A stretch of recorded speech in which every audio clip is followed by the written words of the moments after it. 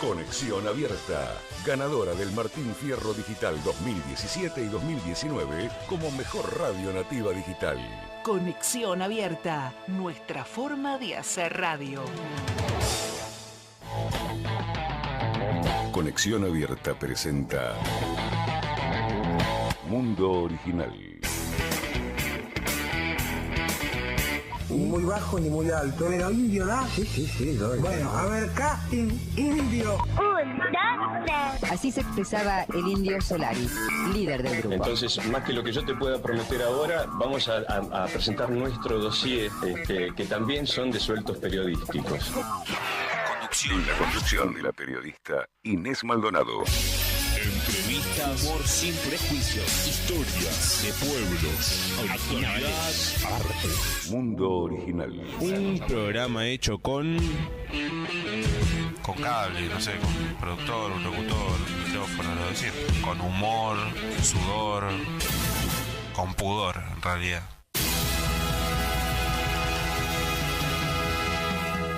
Un poco de todo eso, está bueno.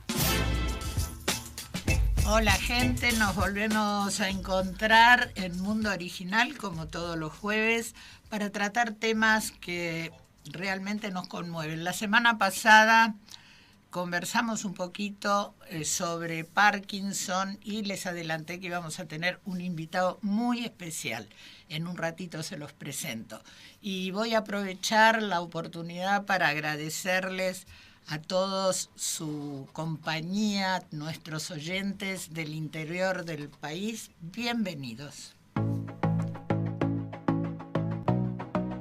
En Argentina nos escuchan en Mercedes, Chascomús, San Martín, General Lavalle, San Isidro, Tigre, Olivos, Olavarría, General Rodríguez, 9 de Julio y Partido de la Costa, San Miguel de Tucumán, Calamuchita y Altagracia, Córdoba, Venado Tuerto, Santa Fe y San Rafael, Mendoza. También, como siempre, quiero agradecer a los oyentes de la Ciudad Autónoma de Buenos Aires, a la gente de la Comuna 1 a la que pertenecemos y a todos los chicos de la Universidad Abierta Interamericana. Quiero también extender mi bienvenida a la gente que nos escucha en el exterior. En el mundo nos escuchan en Montevideo, Uruguay, Radio Latina, Montreal, Canadá, Universidad de La Mancha y Valencia, España. Bueno, con tantos oyentes, orgullosa de seguir al mando de este programa que intenta mostrar las novedades en todos los campos y temas también para el debate. Como adelanté en la presentación, hoy nos acompaña un especialista cirujano que ha dado muestras de una preocupación interesante dentro de lo que es el contexto de la Argentina y la salud. Como todos sabemos, la Argentina transita momentos complicados económicamente, pero pese a todo, el doctor Sergio Pampín, médico especialista en neurocirugía, ha llevado adelante y lleva adelante un proyecto con un éxito considerable. Vamos a conocerlo a través de su presentación.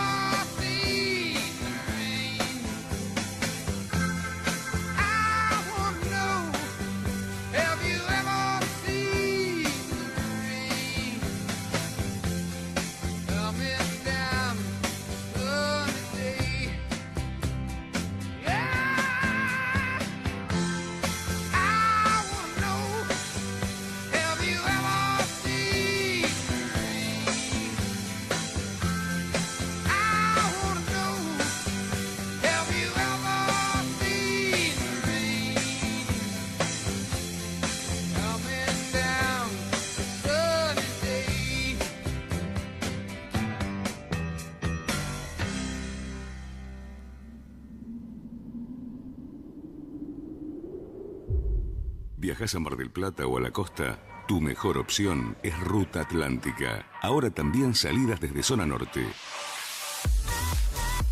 Compra tu pasaje online.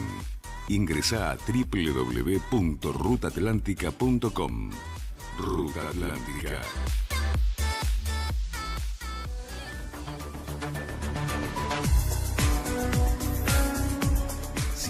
Café Urbano.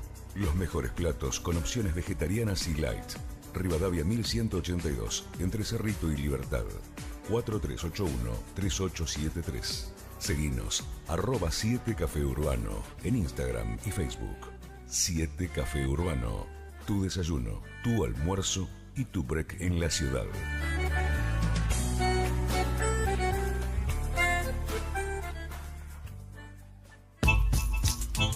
Bueno, bienvenido, doctor Sergio Pampín.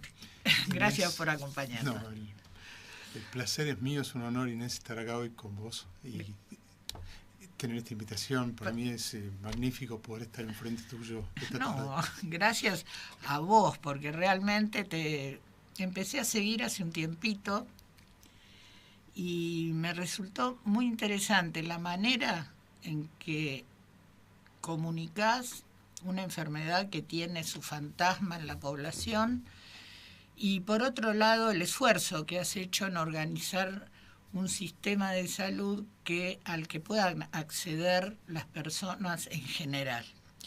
Pero quisiera empezar, para guiar a los oyentes, explicando qué es el Parkinson. Bueno, el Parkinson es una enfermedad neurodegenerativa. O sea, si hablamos de neurodegeneración, es degeneración de neuronas. Las neuronas son las principales células que componen nuestro cerebro.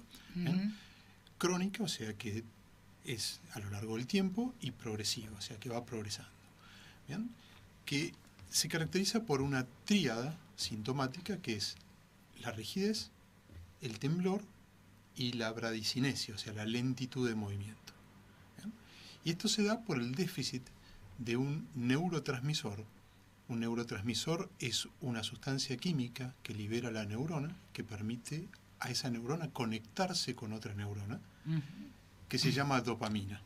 ¿Bien? Sí. Y esto se produce por la degeneración o la neurodegeneración de unas células específicas que están en nuestro cerebro, en la profundidad de nuestro cerebro, en un área que se llama núcleo. Un núcleo es un conglomerado de neuronas que se reúnen para un fin, que se llama área tegmental ventral y sustancia nigra. A partir de esa neurodegeneración y ese déficit de este neurotransmisor, se generan estos síntomas. ¿Por qué?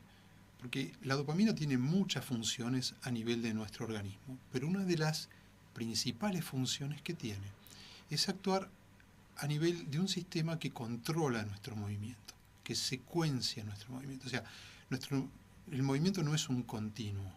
¿Bien? Lo que se ve como continuo no lo es, sino que es el resultado de miles y miles de secuencias que se van analizando en cuestión de milisegundos, en el cual el cerebro va programando su movimiento. El cerebro programa y dispara, programa como si estuviésemos viendo, imagínate una película cuadro por cuadro de las antiguas, sí, que la pasás rápido y parece, bueno, pero no es así. ¿Bien? Entonces, ¿qué característica tiene este sistema? Este sistema lo que hace es controlar, programar nuestro movimiento, darle un principio, un final, un factor predictivo, o sea, las cosas van cambiando y el movimiento se va ajustando. Y sobre todo, el control postural. ¿Bien? Un simple movimiento como el de tomar este mouse no solamente desarrolló un movimiento en mi brazo, sino que hubo una situación postural, yo tensé mis pectorales, relajé parte de mi espalda, tensé la otra parte, acomodé mis glúteos, acomodé mis piernas. O sea, un simple movimiento lleva consigo una activación y desactivación global de todo nuestro sistema locomotor para ejecutar eso. Entonces, cuando la dopamina es un neurotransmisor fundamental en lo que es la transmisión de la cadena de información que necesita el cerebro para esa programación. Cuando empieza a faltar, bueno, obviamente todo ese sistema se desbalancea y al desbalancearse sobrevienen estos síntomas que te conté anteriormente. Claro. ¿Por ¿Por qué se produce? ¿Hay razones genéticas? ¿Hay algún tipo de daño que se provoque por algún motivo? Las enfermedades neurológicas en general a veces tienen detonantes, ¿no es cierto? Así es. En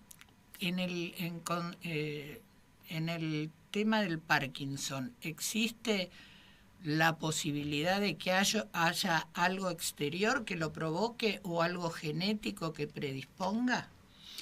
Mira, esa es una excelente pregunta, porque dentro del contexto de la enfermedad de Parkinson sabemos que hay un porcentaje que está ligado a lo genético. Hay genes, el LARC1, el LARC2, etcétera, que están presentes en determinadas poblaciones que estas poblaciones desarrollan la enfermedad. A medida que se van transcurriendo las generaciones, hay varias personas impactadas por la enfermedad. Ahora bien, y eso más o menos constituye, o esta población constituye un 10 o un 15%.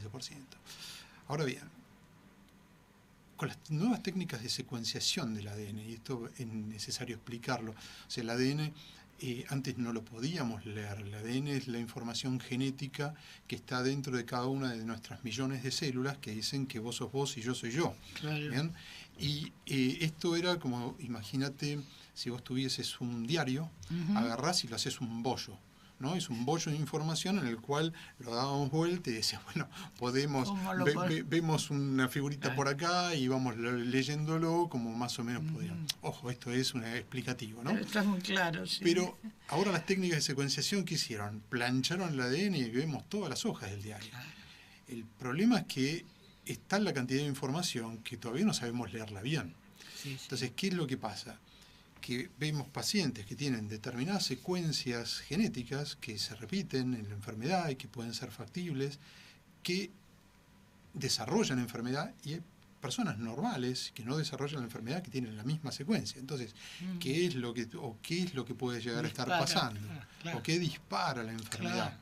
¿No? Y obviamente hay factores epigenéticos, o sea, ¿qué es un factor epigenético? Una impronta X que hace que se modifique un gen específico y empiece a desarrollar una enfermedad sin modificar el genoma, ¿se entiende? Sin destruir el genoma humano. Sí. Entonces, ¿cuáles son esos factores epigenéticos? Y bueno, se supone de varios factores epigenéticos, entre fenómenos inflamatorios provocados por estrés, enfermedades, etcétera, etcétera, fenómenos ambientales, radiaciones. Bueno, todo lo que nosotros nos impacta, que hace que un gen pueda llegar a modificarse en función de la aparición de una enfermedad. Entonces tenemos un grupo de pacientes que llamamos idiopáticos porque no sabemos por qué le viene, pero que en realidad a la larga van a terminar siendo genéticos, o se va a ir descubriendo poco a poco a qué genética está ligada cada una de estas, o esta enfermedad, y cada una de las enfermedades también que nosotros hoy desconocemos, ¿no? Pero bueno. ¿Cuáles son los tratamientos una vez que se determina o se hace el diagnóstico? Bien. A ver, el tema primero es cómo llegamos al diagnóstico de la enfermedad de Parkinson, me parece interesante. Porque eso es importante que la gente lo sepa. Y desde 1817, que James Parkinson describió la enfermedad, no existe ningún marcador biológico que caracterice la enfermedad, como yo te podría decir, vos tenés un SIDA o un COVID. Claro. No existe análisis de orina, de sangre, biopsia, análisis de fluido, resonancia, tomografía, ecografía, lo que diga, este paciente tiene Parkinson. ¿Bien? ¿Cómo se hace el diagnóstico? Y básicamente por la historia clínica del paciente, descartando otras patologías. ¿Bien? Y fundamentalmente por la respuesta a la levodopa. ¿Qué es la levodopa? La levodopa es el precursor de la dopamina. Yo le doy levodopa a un paciente y el paciente, por unos pasos enzimáticos, la transforma en dopamina. O sea, que estamos supletando lo que falta. Claro. Es como, no sé, un auto se queda sin nafta, agarro el tanque de nafta, le pongo nafta y arranca, ok. Claro. Listo, ya tenemos gran parte del diagnóstico hecho, ¿no? ¿Para qué? Porque es importante diferenciar al Parkinson de los parkinsonismos atípicos. Ajá. ¿Qué son los parkinsonismos atípicos? Son un grupo de enfermedades muy parecidas en su inicio y en su origen a la enfermedad de Parkinson, que tienen la misma sintomatología, pero que después con el tiempo viajan para otro lado. O sea, el Parkinson tiene determinadas características y estas enfermedades, que son varias, ¿no? La atrofia multisistémica, la parálisis supraclavicular progresiva, la demencia de cuerpo de Lewy, etcétera, etcétera, después van hacia otro lado. Pero al principio empiezan muy parecidos todas. Entonces, al no tener un marcador biológico, si bien tenemos algunos estudios que nos ayudan a interpretar mejor o a descartar estas enfermedades, como el test de fluorodopa, etcétera, etcétera, y no tener un marcador biológico, a veces son muy confusas en su origen. Claro. Muchas veces son muy claras, pero otras veces no. Entonces tenemos que esperar un poco cómo se desarrolla la cosa y vamos... Cómo va evolucionando. Exactamente, los vamos síntomas. viendo cómo va evolucionando los síntomas para poder hacer un diagnóstico. Muchas veces el diagnóstico es difícil y lleva tiempo. Sí, obvio.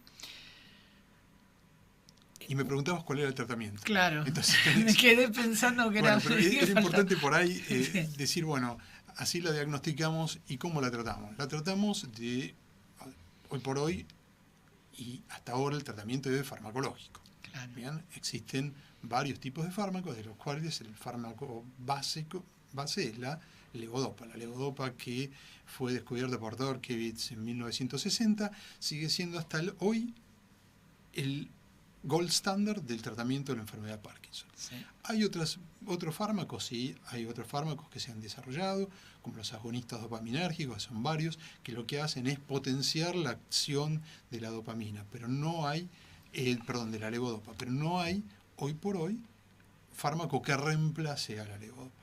Sí están las bombas de apomorfina, etcétera, etcétera. O sea, las posibilidades farmacológicas que tenemos hoy para un paciente son amplias. Amplias.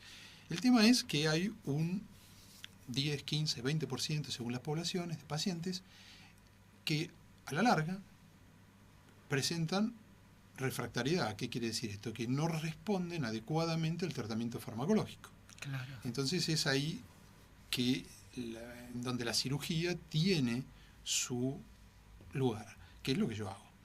¿Bien? Ahora me vas a contar. Bien. Es una buena solución por lo que estuve investigando, pero me gustaría que puedas relatar desde el momento en que tenés un paciente que necesita una cirugía, cómo se lleva a cabo todas estas instancias hasta llegar a tomar una decisión que realmente es importante, porque por lo que leí tiene un buen pronóstico, no de curar, pero sí de mejorar la calidad de vida. Te invito a escuchar un poquito de música. Dale. Y volvemos.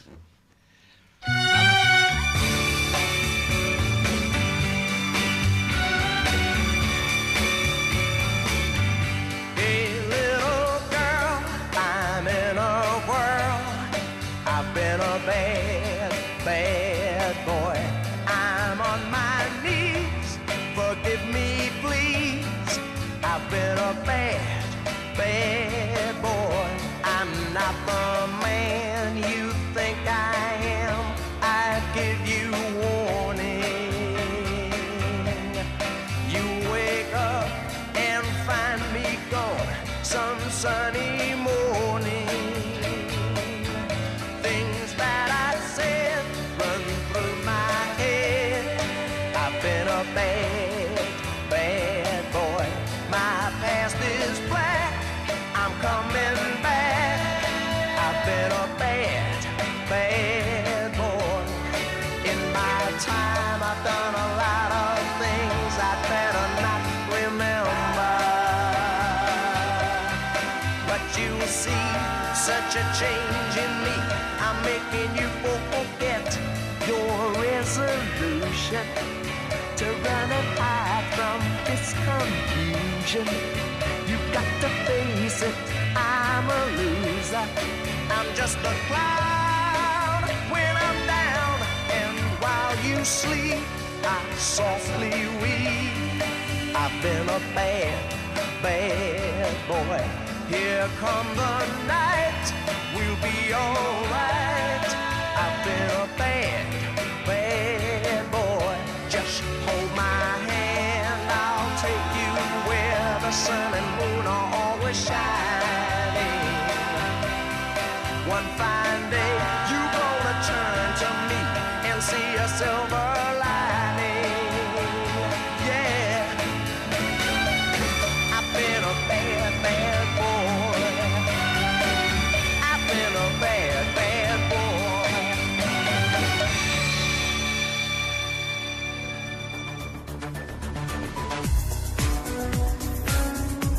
7 Café Urbano. Los mejores platos con opciones vegetarianas y light. Rivadavia 1182, entre Cerrito y Libertad. 4381-3873. Seguinos, @7 Café Urbano, en Instagram y Facebook. 7 Café Urbano. Tu desayuno, tu almuerzo y tu break en la ciudad.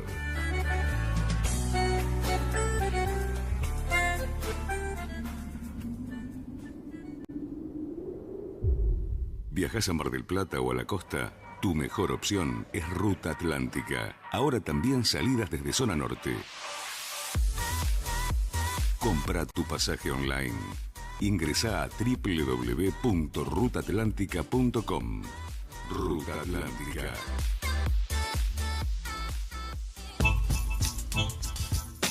Bueno, seguimos acá junto a Sergio Pampín, el doctor Sergio Pampín, que nos está haciendo transitar a través de cómo se desarrolla la enfermedad de Parkinson y un montón de detalles que la verdad que es para tenerlo en cuenta y a investigar por nuestra cuenta también. Sergio, llegó un momento en el paciente que tiene resistencia a la medicación o ya no le hace efecto o tiene efectos secundarios, si mal no leí, que son bastante intolerables. Entonces, llega el momento de qué hacemos con este paciente para mejorar su calidad de vida. Bueno, me lo traes. Ahí me lo traes y vemos a ver qué podemos hacer. No, pero básicamente lo importante y lo que hay que tener en cuenta es que este no es un tratamiento de un neurocirujano, sino que es el producto de un equipo multidisciplinario. Claro. ¿Bien? Que involucra a varios integrantes. Cuando entra un paciente, entra generalmente por el neurólogo que lo recibe, especialista en movimientos anormales, que lo diagnostica, establece el criterio de refractariedad y lo pasa a una instancia de evaluación quirúrgica. Cuando ingresa en la instancia de evaluación quirúrgica, lo primero que se hacen son escalas motoras y se ve un poco lo que te decía de la respuesta a la levodopa. ¿Por qué? Porque muchas veces puede pasar que el paciente no responde, que sean estos parkinsonismos atípicos que se estén confundiendo con una enfermedad de Parkinson. Entonces se hacen escalas motoras consensuadas en un test que se llama test de levodopa, donde se lo ve el paciente con medicación y sin medicación, se hace un porcentual de respuesta y se identifica la respuesta y en base a eso se lo hace pasar a la segunda instancia, que es el análisis cognitivo y el análisis conductual. Se hacen test neurocognitivos y conductuales. ¿Por qué? Porque muchas veces lo que puede pasar cuando nosotros estamos operando, que nosotros ponemos nuestros electrodos o hacemos nuestras ablaciones sobre pequeños grupos de neuronas que se llaman núcleos, que tienen un volumen muy, muy pequeñito. Por ejemplo, no sé, para darte un ejemplo, el núcleo subtalámico mide 7 milímetros por 3 por 2, del cual tenemos que aislar un área de 3 por 2 por 2 milímetros y ser muy específicos. Y si nuestra estimulación se pasa de ahí, puede tomar vías límbicas, vías cognitivas que están implicadas en todo lo que es la conducta del ser humano. Entonces, cuando hay alteraciones previas y nosotros operamos los pacientes, tenemos posibilidades de generar efectos adversos y empeorar esta. Entonces, cambiar una mejoría motora ostensible por una demencia. Entonces, no hacemos negocio. Entonces, es importante, y una de las barreras fundamentales es establecer la integridad cognitivo-conductual de un paciente que va a ingresar. Una vez que tenemos todo eso, nos sentamos los 16 miembros del servicio y ponemos sus imágenes en la pantalla con todos esos estudios y determinamos qué podemos hacer y cuál es el blanco quirúrgico que vamos a utilizar. Dependiendo de la sintomatología, hay diferentes núcleos de neuronas que se van a adaptar más o menos a el control sintomático. Quiero dejarles bien claro a la audiencia que el tratamiento no es curativo, sino lo que nosotros hacemos es controlar síntomas. Lo que hacemos es retrotraer al paciente a los estadios iniciales de la enfermedad. ¿Bien? Entonces, que el paciente tenga una mejor calidad de vida, que pueda seguir, digamos, disfrutando de su vida y ejerciéndolo, digamos, si tiene que trabajar. Independencia, exactamente. Entonces, de ahí, bueno, se prepara la cirugía. Obviamente la preparación es como cualquier otra cirugía que uno tenga o vaya a desarrollarse, con un prequirúrgico normal, etcétera, etcétera. Y acá las cirugías se dividen en dos. O sea, lo que es la estimulación cerebral profunda y las cirugías ablativas.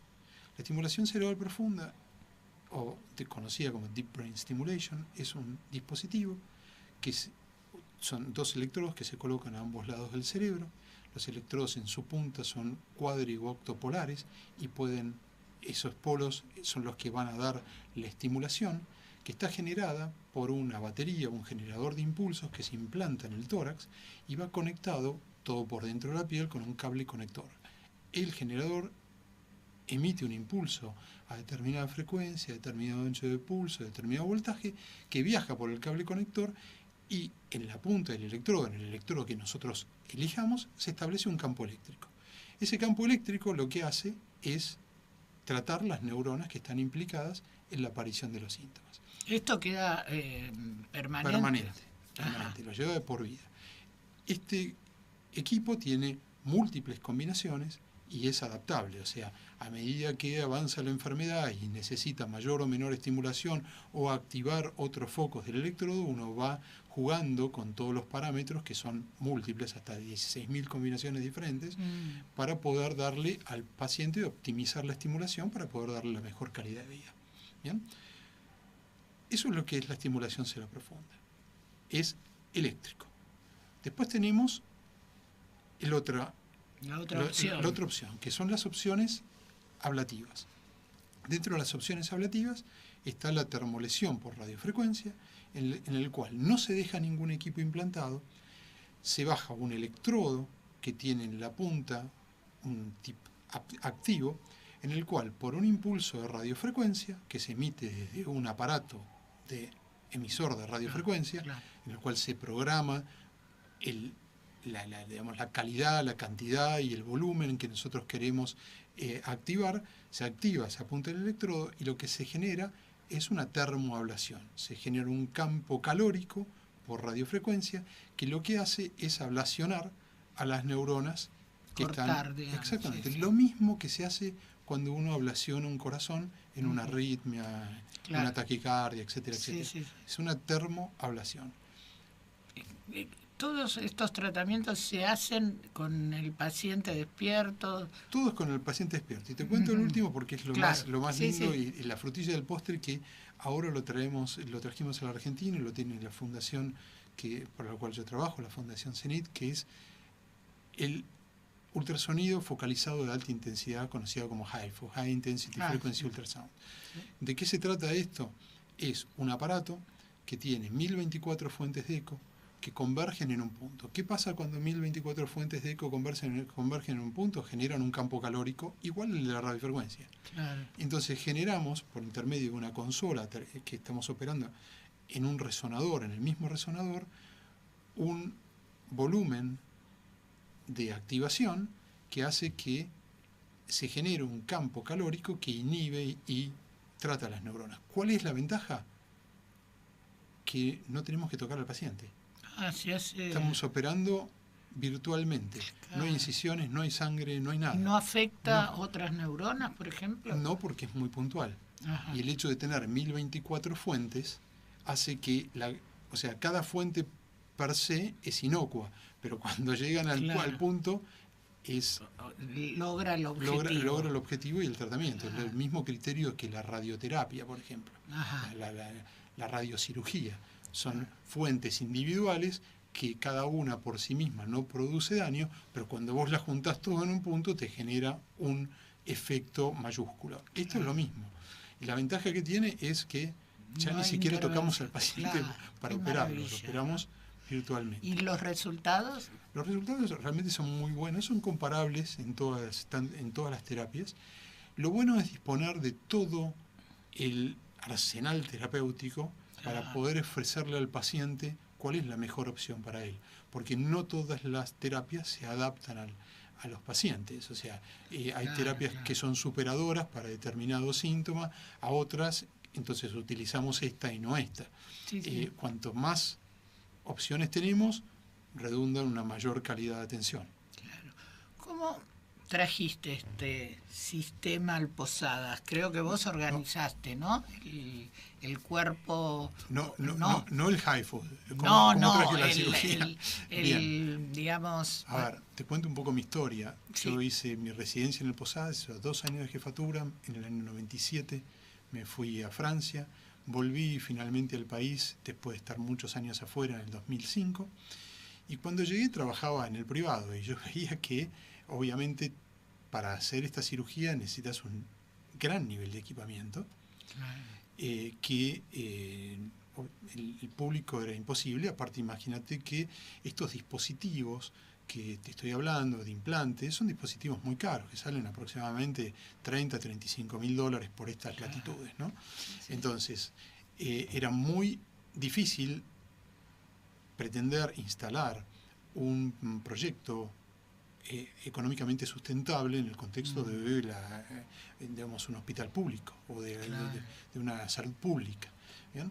Pero realmente me molestaba mucho trabajar para un espectro muy reducido de la población, y como mi formación había sido siempre abierta a la comunidad y tengo un gran amor por la salud pública, empezamos a ver o intentar a ver la forma en la cual podíamos aplicar algún método en el privado. En el año 2006 organizamos un congreso en el cual invitamos un equipo cubano que había sacado un artículo en una revista de alto impacto que se llama Brain, en la cual hablaba de una ablación, ¿no? De una ablación que era muy efectiva para determinados pacientes que tenían Parkinson. Los invitamos, hablaron, y yo dije, esto está bárbaro, porque esto es un aparato que lo único que tenemos que hacer es enchufarlo a la pared y salvo el instrumental básico, no tenemos otra cosa para tener que importar o necesitar para poder tratar pacientes. Obviamente el equipo no lo tenía el hospital, entonces quedó ahí, ¿no? Y me quedó la idea. En una charla en la cola de un banco, en el cual me encontré con una compañera que en ese momento era directora del hospital, me dice, ¿qué estás haciendo? Volviste al país, qué bárbaro. Che, ¿y no te gustaría hacer lo que vos hacés en el hospital? Y dije, bueno, ok, pero ¿sabés qué? Me falta todos los insumos. Claro. ¿Y qué necesitas? No, mira, ¿sabés qué? Vi un equipo cubano que vino acá y que implementó esto y me pareció muy interesante porque también lo están haciendo en España, en algunos lugares. España en ese momento no estaba tecnológicamente tan desarrollada como Francia, Alemania, etcétera, etcétera. Y había hablado también con unos médicos españoles que hacían esto. Entonces me dice, bueno, a ver, vamos a ver y generar un vínculo, a ver qué podemos hacer. En el año fines de 2009, firmaron un convenio con el CIREN, el Instituto de Restauración Neurológica, tan famoso cubano, y yo me fui para allá a trabajar 6 meses con ellos, y cuando implementé la técnica, y empezamos a trabajar con eso en el hospital. Al principio éramos 3 personas y nuestra secretaría era la mesa más externa del bar del hospital. Y empezamos a operar gente y empezamos a crecer y pasamos a ser una unidad, y de una unidad una sección, y ahora somos el primer servicio de neurocirugía funcional del país, ¿no? Cuando llegamos había muy poquitos lugares en la Argentina, 3 o 4 donde se realizaba esta cirugía, y hoy tenemos la suerte de poder tener prácticamente 16 provincias en donde se opera esto en forma continua, varios centros también en privados, y no solamente eso, sino que le dimos un impulso enorme a todo lo que es la neurocirugía funcional en América Latina, cuyo principal responsable es mi amigo y coequiper, el doctor Piedemonte, que ya desde antes estaba trabajando en esto y yo me acoplé a trabajar con él, y por hoy estamos dirigiendo varios grupos en diferentes países de América Latina y bueno, enseñando, transmitiendo y haciendo que la región sea rica, fructífera y productiva, ¿no? Sí, sí. Una pregunta personal. ¿Por qué neurocirujanos? ¡Wow! No iba a ser fácil. Mira, yo te voy a contar la verdad. Mi abuela, que a la cual yo adoraba, quería... Bueno, me emociono, me pongo a llorar. Bueno, hoy es el día. Lloramos juntos. Tuvo Parkinson y murió con Parkinson, y en esa época se moría de Parkinson. Hoy nadie se muere de Parkinson. Claro. ¿Bien? Sí, sí. Y yo tenía una relación muy cercana, muy próxima, la amaba profundamente. Y estudié medicina y dije, voy a hacer algo por la gente que tenga esta enfermedad. Y dediqué mi vida a esta enfermedad y a otras más. Sí, sí. Pero en esta, ¿no? Y siempre fue lo que me motivó a seguir adelante con esto. Y como no me gustaba la clínica y me gustaba la parte quirúrgica, era por la parte de la neurocirugía donde ¿te sentías cómodo? Donde me sentía cómodo y donde podía entregar, y vi una brecha por donde ingresé y la empecé a explorar, y cada vez fue más y más te diría, y fue fructífero. evolucionando mucho, ¿no? Todo la medicina relacionada a la neurología, pienso yo, ¿no? ¿Y qué te parece? Si yo te cuento en qué andamos ahora, te vas contame. a sorprender un poco, porque todo esto que parece ciencia ficción... Mira, el otro día justamente estaba en un programa de televisión que me habían invitado, y yo le decía... yo me acuerdo, yo tengo 60 años, y me acuerdo en la década del 60, éramos chicos, y los sábados a la tarde estaba el cine de superacción, y pasaban siempre las mismas películas, y dentro de esas películas estaba el científico loco que le ponía chips en la cabeza a la gente. Y vos decías, qué cosa increíble, ¿no? Y hoy por hoy me gano la vida con eso, ¿no? O sea, cómo va...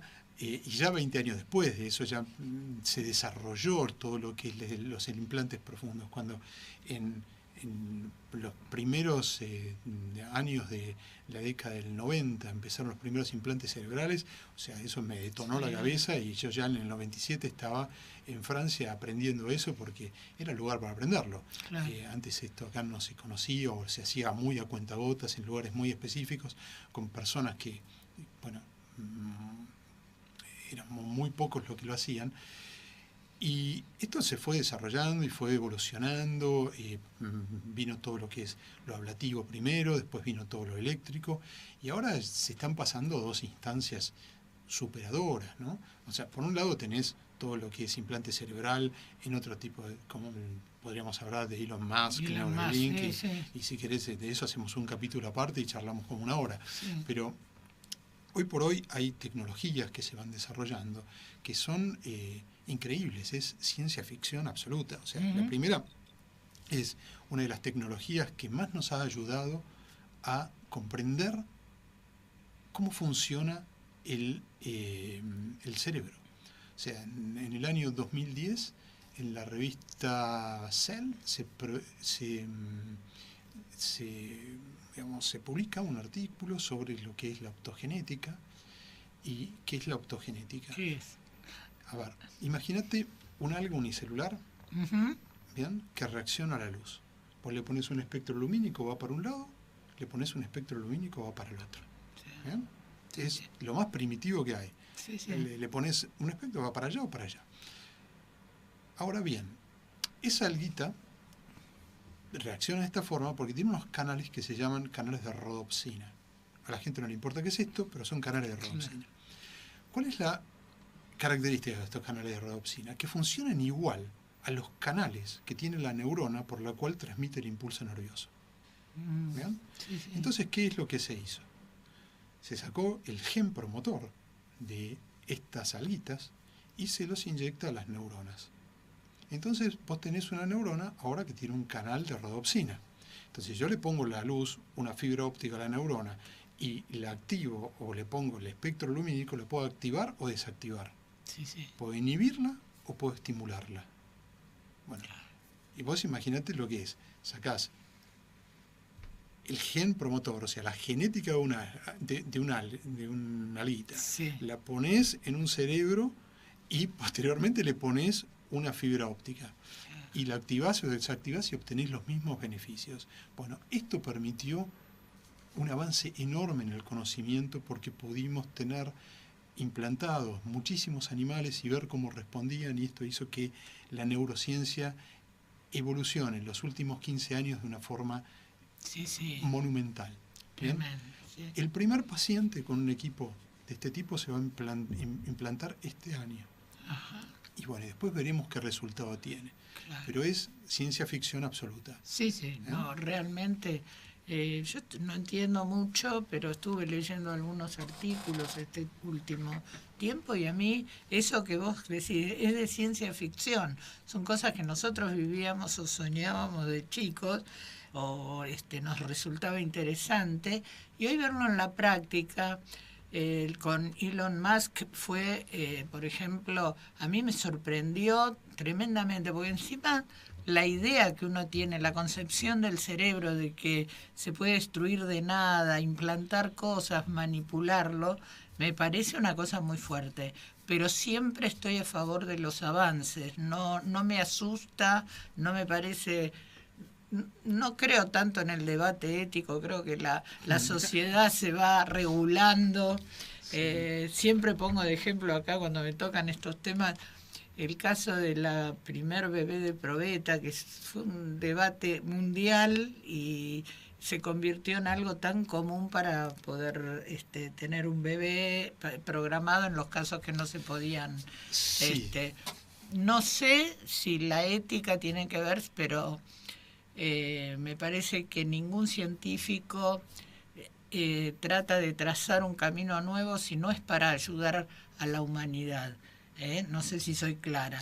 Sí, a ver, con el buen Elon podemos hablar muchísimo. Sí. Te cuento la otra parte. Dale. Que es lo que más me interesa transmitirle a la gente, que es la parte que posiblemente esto pueda ser en un futuro curativo, que es toda la parte de reemplazo celular, todo lo que es la terapia génica, y la terapia de implante de células madre, sobre todo las células madre reprogramadas.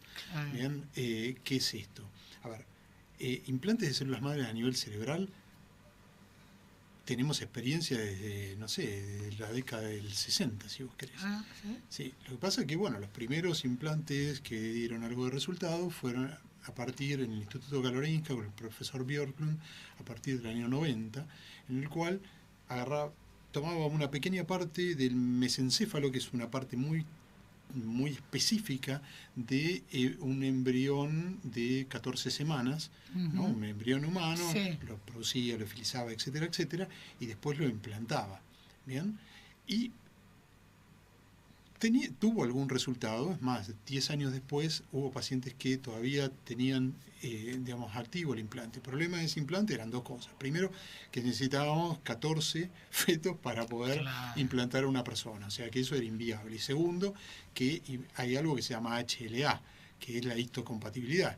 Vos estás tomando 14 personas diferentes para implantar a una, lo cual tenía un nivel de rechazo enorme. Más o menos la cosa fue naufragando hasta que llegó en los primeros años de los 2000 un implante que fue altamente efectivo, que es el de producir a través de ovocitos, ¿bien? Que son el óvulo fecundado de 6 días, son todas células madre pluripotenciales, se podían diferenciar en diferentes poblaciones, se podían hacer neuronas dopaminérgicas, ¿bien? Y se implantaban. Ahora, eso se discontinuó porque un ovocito es el resultado de un óvulo con un espermatozoide. O sea, están haciendo señores, o están generando humanos para implantar personas. Entonces, bueno, ok. Entonces parecía que la batalla estaba perdida. Eso tuvo implicancias éticos y sociales, debates que culminaron con ese tipo de implantes. Y aparte estaba el HLA también de por medio. Hasta que hubo un científico japonés que se llama Shinya Yamanaka, que publica un artículo en la revista Cell en el año 2006, y a raíz de ese artículo recibió el premio Nobel más rápidamente otorgado en la historia, en el cual hablaba de células madre reprogramadas. ¿Qué es una célula madre reprogramada? Hasta ahora el camino había sido, vamos de una célula embrionaria a generar una célula diferenciada. ¿Bien? O sea, vamos de una célula embrionaria a generar una neurona dopaminérgica. O sea, de lo embrionario al final de la cadena. Claro. Él dijo, bueno, hagamos al revés. Vayamos del final de la cadena al principio y después, cuando tenemos el principio, hagamos lo que querramos con eso. Claro. O sea, ¿y qué tomó? Una célula del tejido conectivo, la bombardeó genéticamente y fabricó una célula madre. Y a raíz de la fabricación de esa célula madre, la bombardea de nuevo y la pudo transformar en diferentes estirpes celulares, entre ellas las neuronas dopaminérgicas. ¿Bien? Estas neuronas dopaminérgicas se implantaron, tuvieron muchos problemas, porque, por ejemplo, morían muchas células en los implantes, del injerto, morían el 95%, no eran fácilmente controlables y por ahí podían crecer y generar tumores. Tenían una mala conectividad hacia el medio, o sea, una célula necesita conectarse con otra para poder tener efecto, porque si no es un cuerpo inerte que vos estás poniendo. Sí.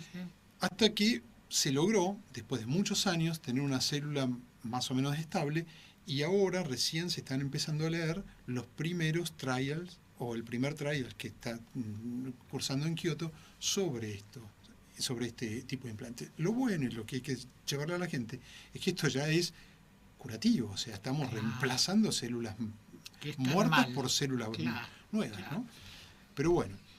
Es duro el tema, qué difícil. Es duro, y por lo que vos decías de Elon Musk, bueno, ahí hay que ir con pies de plomo, porque hay que ver qué es lo que está haciendo Elon Musk. O sea, Elon Musk tiene una empresa que se llama Neuralink, que se dedica a este tipo de implantes, o sea, interfase cerebro-máquina, o sea, en lo cual vos, con tu deseo, podés interferir por intermedio de una máquina a operar un elemento.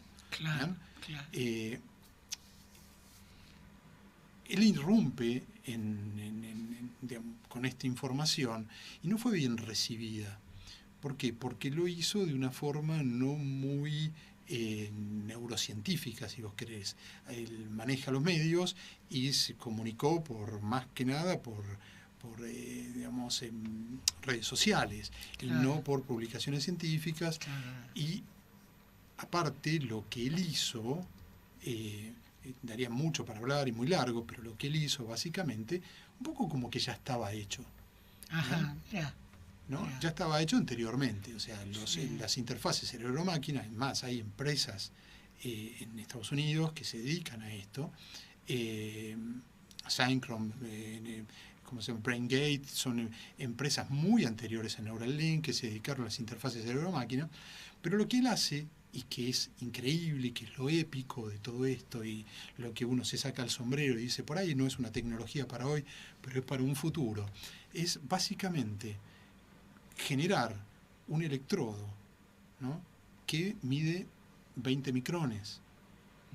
Y los hizo en una placa de 1024 electrodos. Imagínate que un electrodo que nosotros usamos para registrar el cerebro mide 100 micrones.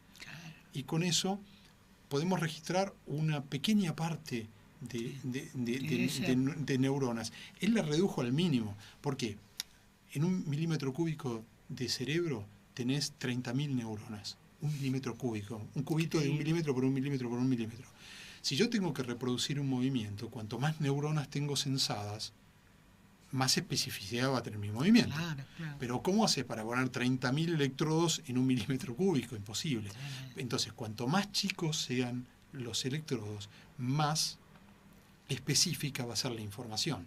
Sí. Entonces, lo que hizo fue generar una placa con electrodos que son muy, muy pequeñitos, en lo cual cubre una vasta red de neuronas, y con eso, por intermedio de una placa que se pone y se inserta se hace como una especie de abocamiento, se tala en el es una cranectomía, se llama, ¿no? Y se implanta y consigue emitir una señal que se tiene que interpretar para que esa interfase después vaya a un efector X, que puedas mover una computadora o prender el ventilador de tu casa, cualquier cosa.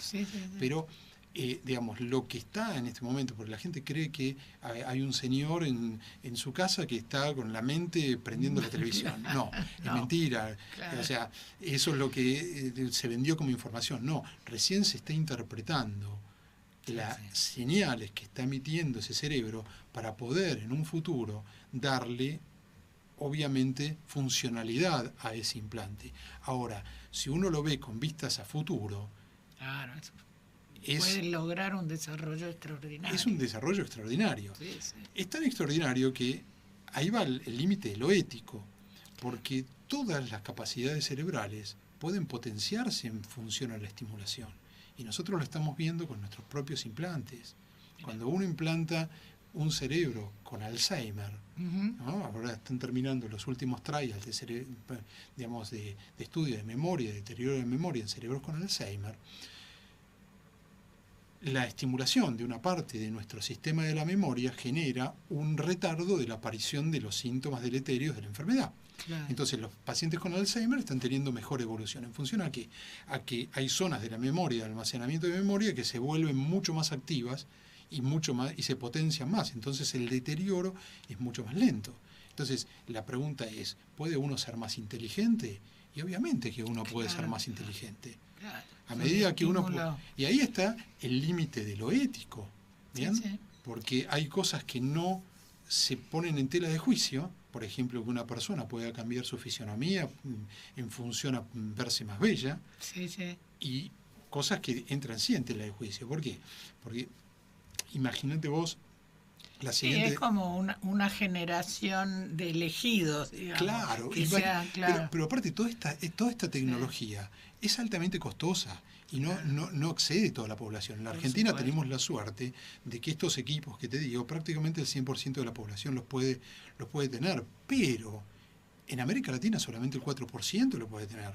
Y hay 5.000 millones de personas en el mundo que están excluidas de esto. Entonces, imagínate, si el día de mañana tenés un 0.2% de la población que pueda acceder a ser más inteligente. Estás creando una subespecie. ¿Me entendés? Tengo que decirte que casi se nos termina el tiempo, así que la última preguntita, pero quiero darte las gracias antes, porque realmente es muy interesante lo que has desarrollado a lo largo del programa. Y quiero comprometerte a que nos visites de nuevo en unos días para seguir profundizando en esto. Mi última pregunta es, ¿cómo se relacionan los científicos, los neurocirujanos, las personas dedicadas a la neurología, si está bien dicho, entre ustedes? ¿Cómo saben por dónde ir? Qué difícil pregunta. ¿Viste? Lo mío nunca es fácil. Intervengo hasta ahora hablé como un loro y ahora no sé qué contestarte. No, está bien. ¿Cómo nos interrelacionamos? Obviamente, vos fijate, yo te contesto con mi experiencia personal, sí, claro, que es lo que tanto hicimos en el Hospital Posadas como en la Fundación CENIT. Es la horizontalidad de los equipos. O sea, hay que ir hacia una nueva concepción filosófica de la medicina. Ya no existe más el servicio de traumatología, el servicio de neurocirugía, el servicio de clínica médica, sino que hay que trabajar en conjunto según la patología, y hacer equipos de trabajo para... ¿Por qué? Porque hoy por hoy las patologías son multidisciplinarias, porque todas las patologías involucran la genética, la clínica médica, la resolución quirúrgica, etcétera, etcétera. Y por hoy lo lógico es armar equipos compactos que se dediquen a una patología y que sean multidisciplinarios y transversales. No logramos mediante las especialidades, siendo llaneros solitarios, poder tener un buen abordaje.